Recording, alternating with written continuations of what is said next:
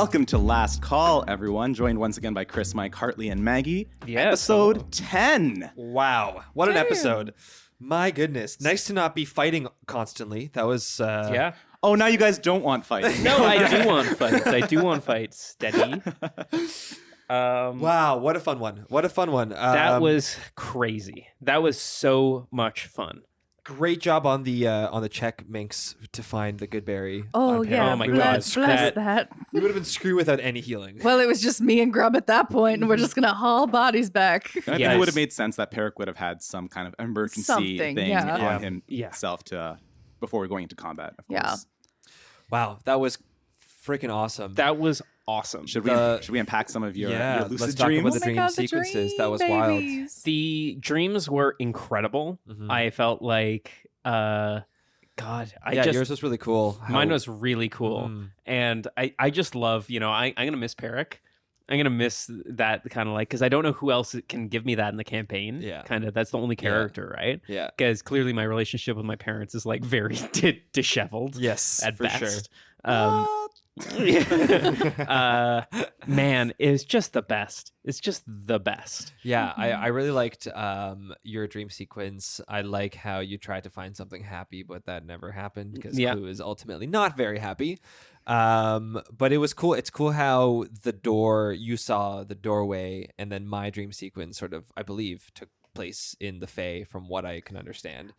I think we were talking about it even before the campaign, or before the session started, where we're going what's our kind of overarching plan, where are we thinking of going, and what are our characters' motivations.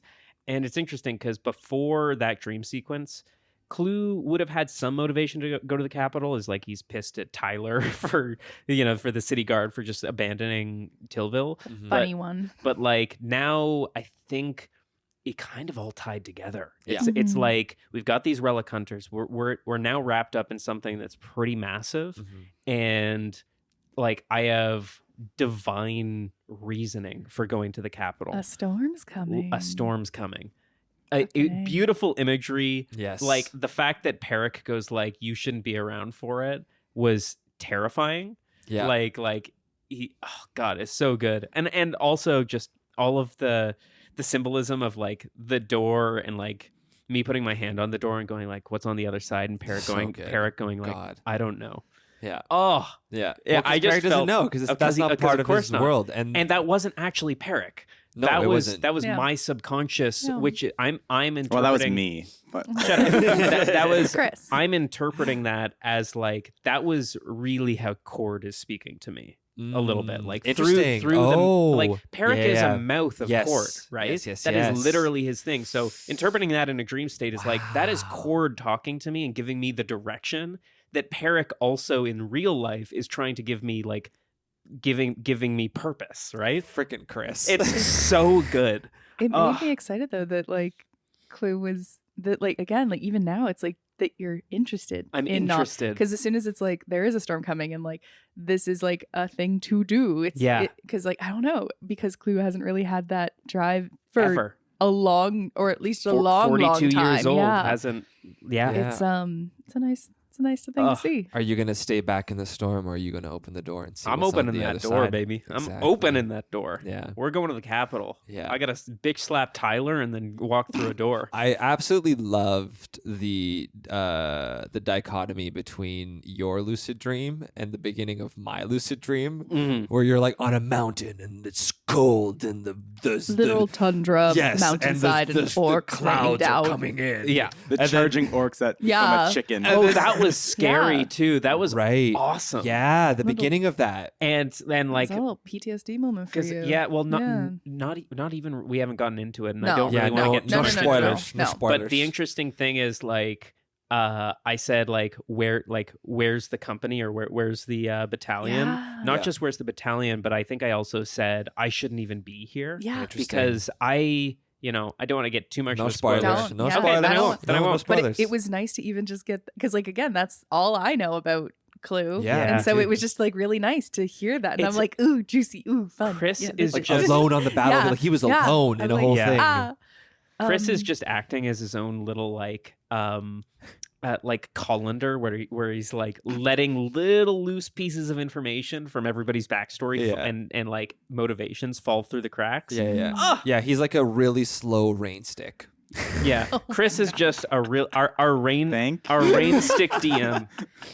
All the lore at the top when you dip it over and one by one, quite nice. They fall and make a beautiful melody in the end. Chris, how did that feel for you? The 2 dream sequences.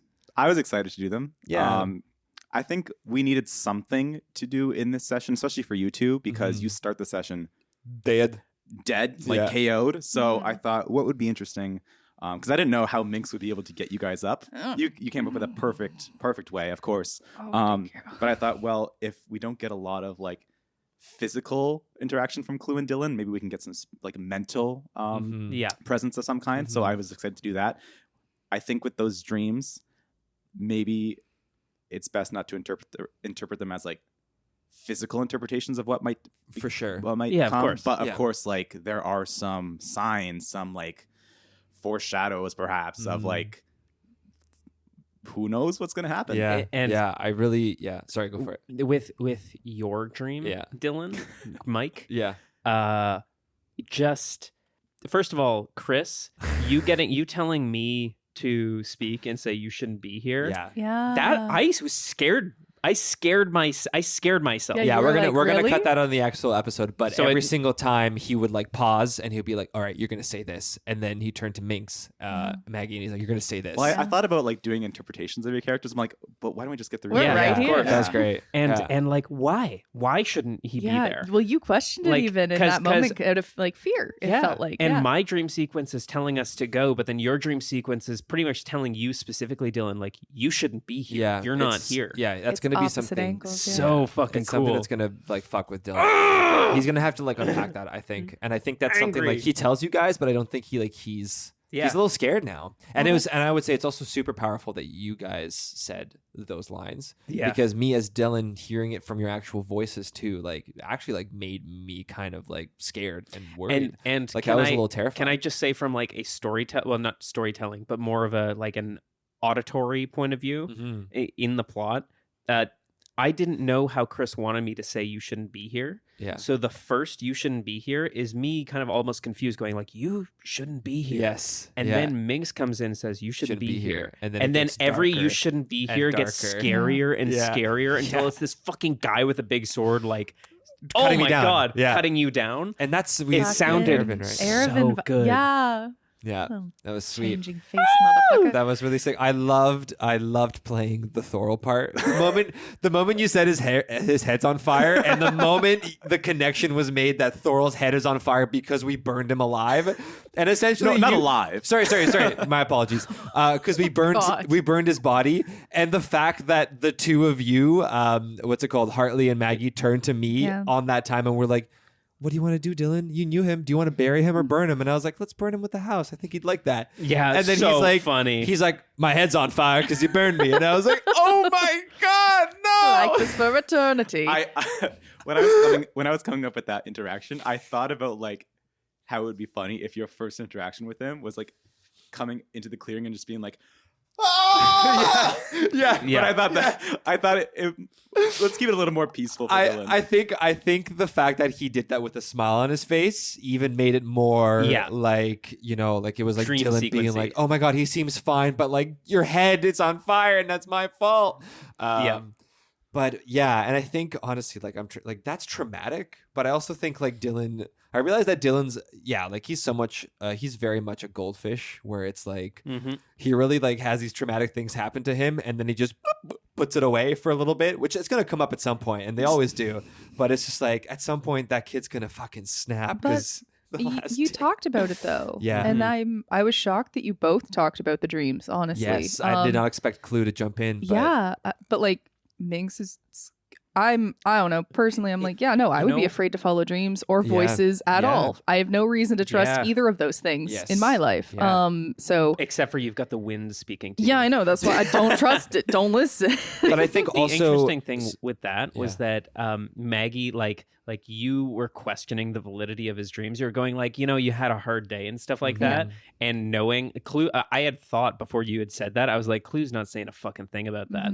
But then I heard you question him, and I was like, fuck, but this might actually be something. Yeah. And I think Clue is reserved and doesn't want to speak out, but he's also very pragmatic in a sense, where he was like, okay, but we can't let just the fact that it's coming from a scared 17-year-old's mouth,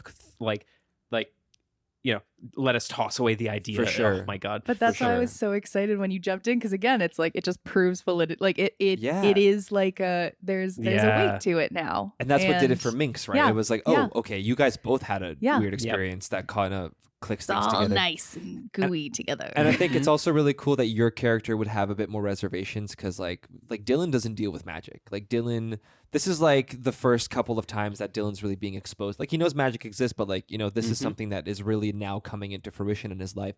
So, as much as you're like, oh, that could have been a charm. Like this stone could be charming you and giving those crazy dreams. Like that's not even a thing. Like Dylan was like, that was my destiny. It was like, I saw Thorol and this is it. Like, Minx is like, you're talking about satyrs and pixies and fairies. Like that sounds like tricksy stuff to me. Yeah, exactly. And I think it's also cool because like you've never been to the Feywild too, right? So you're like a Feywild turned like city slicker. It's you've got like, so it's I love that. I love that sort of like, you're like someone with like immigrant parents who was like born here. Yeah. Like you've heard stories about it, but you've never experienced it. Yes. Yeah. And I'm just like, I think that's really cool. It's really cool. That dream was awesome. I had a fantastic time playing it. The dark turn at the end, I was so excited because I was like, I loved your quick intro of like, well, just dabble in like a finger sandwich. Yeah. Get a little hors d'oeuvre. So funny. So much. Well, you said it was a party. I just came through and I was just like, that's one thing I think we did better in this episode than we have in any episode prior is I think we're all starting to like, we're not just saying the thing, we're also setting the stage and the environment of like in which that we're saying the thing. We're like learning. yeah, exactly. Like Dylan going over, picking up a sandwich and then saying something just adds so much more color. Yeah. As opposed to just we wake up and we get into a conversation. It's really good. Yeah. We don't do improv, guys. This is not what we normally do. So, and the fact that it's recorded is crazy. And you're going to hear us get even better than we are. we're just getting into it. We're just having fun. And we're having fun. And we're having a blast. Yeah, I think that's picking up on the mic as well. Yeah. Going into Standy Manor again. And before that, actually in Standy Manor, I wanted to talk about your Dax apologizing to you. Yeah. Like he felt bad, and I think my interpretation is like Clue heard that, and that was the only reason that like when Dax turned to me and like apologized or like gave a little like nod, you guys I like nodded a back nice connection because I heard him talking to you, and I was like, okay, he seems like he might actually be Minx's friend, right? Because you were like, I guess that's. I was like, is he your friend? Like. He kind of just went off. Yeah, the only interaction you've had with Dax up to this point was like he ran off to get a drink when you first met him, and then you've had to like take care of him the entire time. Yeah, he's been like belligerent. 100%. Yeah, and you don't have a lot of friends, so I guess that reservation Shut comes up. from. You and Dax might really get along. I think they will. Dax gets along with your mom quite well. Oh yeah, yeah, that was so funny. Yes, thank you. What a fun thing to walk in on bonding.